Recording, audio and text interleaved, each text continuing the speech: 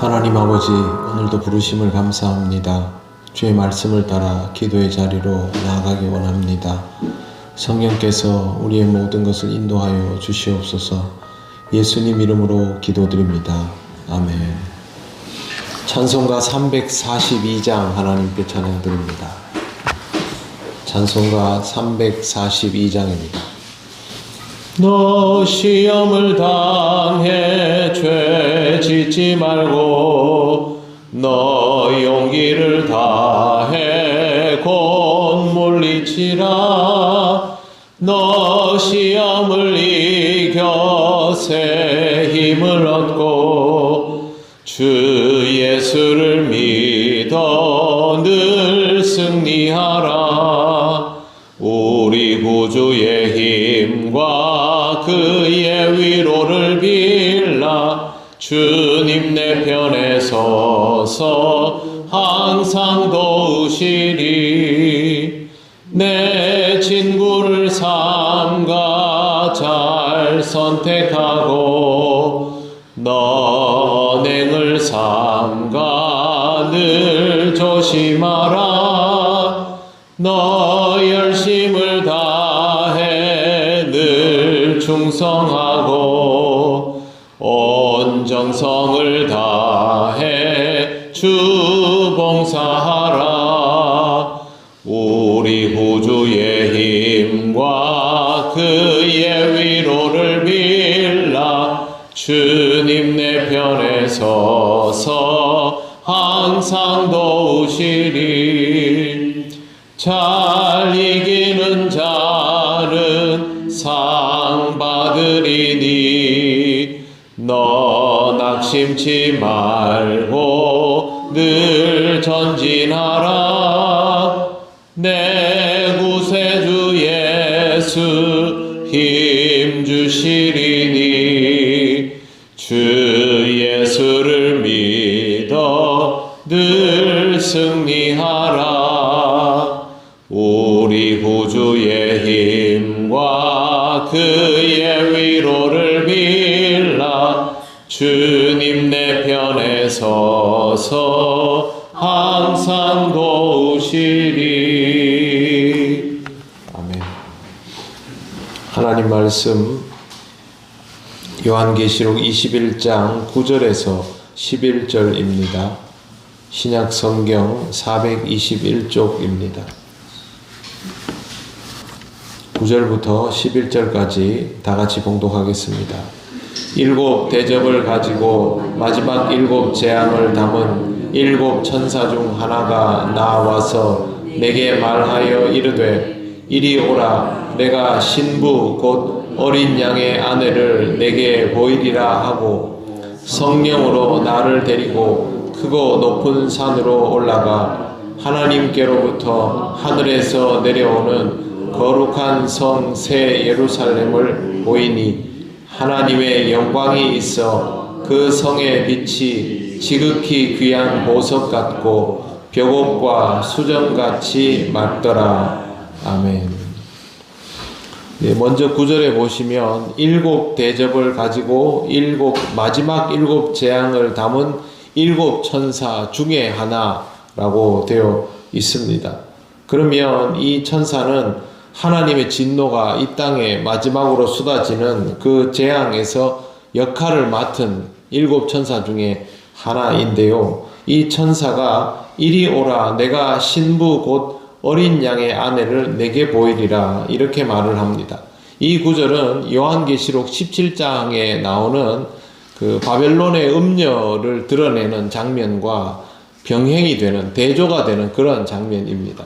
그때 그런 일이 있었던 것과 완전히 반대되는 사건이 지금 드러나 보이게 되는 겁니다. 이거는 왜 그렇게 되냐면 심판이 완전히 마무리가 되고 나서 상황이 완전히 바뀌었기 때문에 그때는 음녀가 활개를 치고 다녔지만 이제는 그런 음녀는 다 무저갱으로 들어가고 오직 그 예루살렘 성, 신부가 되는 예루살렘 성만 드러나게 되는데 그걸 확실하게 부각시키기 위해서 이렇게 표현을 굳이 하고 있는 것입니다. 신부 곧 어린 양의 아내라고 불리우는 대상은 예루살렘 성을 말합니다. 옛날 예루살렘 성이 아니라 새 예루살렘 성이며, 이건 제가 계속 강조해서 말씀을 드렸습니다. 믿음을 끝까지 지켜온 그리스도인들, 순결함을 지켜온 그리스도인들, 그들을 모아서 새 예루살렘 성이라고 부릅니다. 성체 건물이 아닙니다. 우리 같은 그리스도인들이 끝까지 신앙을 지키고 하나님의 백성으로 유지되어 있으면 그걸 새 예루살렘 성이라고 부르는 것입니다. 재앙을 주도하던 천사 중에서 심판의 과업을 완수한 이들이 어린 양 예수 그리스도의 신부에 대하여 다시 한번 언급을 하는 것은 이렇게 신앙을 지켜온 삶이 너무도 귀하기 때문입니다. 우리는 계시록에서 심판의 과정에 굉장히 주목하죠. 첫 번째는 이런 일이 있고, 두 번째는 이런 일이 있고, 야, 이렇게 되면 세상에 3분의 1이 없어지는구나, 절반이 없어지는구나, 살아남을 자가 없구나. 그런데 살아남는 자가 있지 않습니까?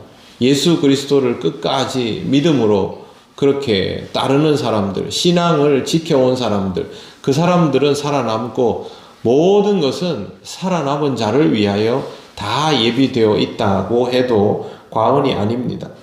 이제 10절 말씀 보십시오. 성령으로 나를 데리고 크고 높은 산으로 올라가 하나님께로부터 하늘에서 내려오는 거룩한 성 예루살렘을 보이니, 요한을 이렇게 데리고 올라간다는 뜻인데, 예수께서 성령에 이끌려 광야로 가는 장면이 떠오를 수 있지만 이 구절도 계시록 17장 3절의 병행입니다. 17장 3절을 제가 읽겠습니다. 성령으로 나를 데리고 광야로 가니라. 여기 똑같이요. 그 뒤에 이렇게 되어 있습니다. 내가 보니 여자가 붉은 빛 짐승을 탔는데 그 짐승의 몸에 하나님을 모독하는 이름들이 가득하고 7머리와 10뿔이 있으며, 붉은 빛 짐승을 탄 여인에 대한 모습이 17장 3절에 나오는데, 이렇게 활개치던 여인이 이제 심판받아서 소위 이제 끝장이 나고 이제는 반대의 상황이 펼쳐진다라는 것을 그대로 대조해 놓고 있습니다. 이제 11절을 보십시오. 하나님의 영광이 있어 그 성의 빛이 지극히 귀한 보석 같고 벽옥과 수정같이 막더라. 하나님의 영광이 있어 라는 말은 예루살렘 성, 새로운 예루살렘 성에 하나님의 영광이 있다라는 뜻입니다. 당연하지요. 하나님의 영이 임재하여 그 믿음이 지켜진 사람들이기 때문에 하나님의 영광이 함께하는 것은 당연합니다. 하나님의 영광이 승리한 영적 공동체와 함께합니다. 그리고 성의 빛이 지극히 귀한 보석 같고 라고 되어 있습니다. 우리가 이걸 보면서 천국은 이렇게 이제 막 이런 그 휘황찬란함으로 이해합니다. 그렇게 보면 안 됩니다. 왜 그러냐면 예루살렘 성이 성체가 아니라 주를 믿는 성도들의 모임이지 않습니까? 영적 공동체를 뜻하기 때문에 이거를 성체나 문자적으로 해석을 할 수가 없습니다. 광채가 난다라는 말을 생각하면 무슨 조명을 잘 받아가지고 그렇게 빛나는 모습을 떠올릴 수 있습니다. 광채는 원래 그런 거니까요. 그러면 화장 잘하고 조명 예쁘게 받으면 이런 모습이 될 수는 있겠지만 본문은 그런 뜻이 아닙니다. 하나님의 영광이 믿음을 지킨 순결한 성도들에게 그대로 투영이 되어서 그 영광이 그들을 통하여 고스란히 드러나는 장면을 이렇게 묘사하고 있는 것입니다. 성도에게 있어서 하나님의 영이 임재하고 하나님의 영이 그를 통하여 사람들에게 드러나는 것보다 더 찬란한 장면이 어디 있겠습니까? 바로 그 모습입니다. 하나님의 영이 임한 사람, 여러분 신앙적으로 하나님의 영이 충만한 사람을 보면 어떻습니까? 저 사람을 통해서 하나님의 역사하시는구나. 하나님의 영이 저렇게 역사하시는구나. 하나님의 영광이 드러나면 저런 모습이구나. 세상적으로 보면 아무 광채도 없지만 그 사람에게서는 정말 빛이 나죠. 오늘 본문에 나오는 내용은 그런 것입니다. 제일 쉽게 연상할 수 있는 장면이 스데반이 순교할 때입니다. 여러분 스데반이 순교할 때 실질적인 장면은 어땠을까요? 피를 흘리며 죽어갔겠죠. 처참했을 것입니다. 돌로 때려 죽여서 그렇게 죽어가는 것은 참혹한 광경인데, 당연히 그런 장면임에도 불구하고 사도행전 7장 55절에 이렇게 되어 있습니다. 스데반이 성령이 충만하여 하늘을 우러러 주목하여 하나님의 영광과 및 예수께서 하나님 우편에 서신 것을 보고, 이루고 나서 스데반이 그때부터 죽어가는 자의 모습이 아니었습니다. 하나님의 영광이 그에게서 오히려 드러나는 것이었죠. 나중에 이런 모습들이 회상되는 이유는 스데반이 하나님 나라를 경험하며 그 나라를 향하여 가게 되었기 때문에 그렇습니다. 순교자들의 모습도 다 이것과 똑같이요. 뭔가 휘황찬란함이 있어서가 아니라 하나님의 영이 임재하기 때문에 그 사람의 삶을 통하여, 그 사람의 생의 마지막 순간을 통하여 하나님의 영광이 드러나는데, 그거는 보석과도 비교할 수 없는 놀라운 영광이지요. 그 영광을 그대로 품은 자들이 뭉쳐져서 만들어진 공동체가 예루살렘 성입니다. 그러니 하나님의 영광이 드러나고 11절에 나오는 것 같이 온갖 보석의 이름을 다 붙여도 모자랄 정도로 찬란한 것입니다. 귀한 보석 같고 벽옥과 수정같이, 마지막에 뭐라고 되어 있습니까? 맑더라. 투명하다는 겁니다. 하나님이 임재하시고 하나님의 영이 충만하시면 투명하여서 그 영이 그대로 드러나게 될 정도로, 하나님이 빛을 쏘시면 그 빛이 그대로 투영되어서 더 아름다운 빛으로 드러나게 될 정도의 모습이 예루살렘 성이라는 뜻입니다. 성도의 삶이 이와 같습니다. 우리가 늘 그렇게 살아가지는 못하지만 그리스도인답게 살아갈 때 우리를 통하여서 하나님의 영광이, 하나님의 빛이 투영되어서 세상을 향해 나가지 않습니까? 그게 영원히 이루어지는 것이 바로 하나님 나라가 완성되는 지점, 예루살렘 성입니다. 우리는 이 공동체의 구성원으로 살아가게 될 것을 믿고 오늘 이 땅을 살아가고 있습니다.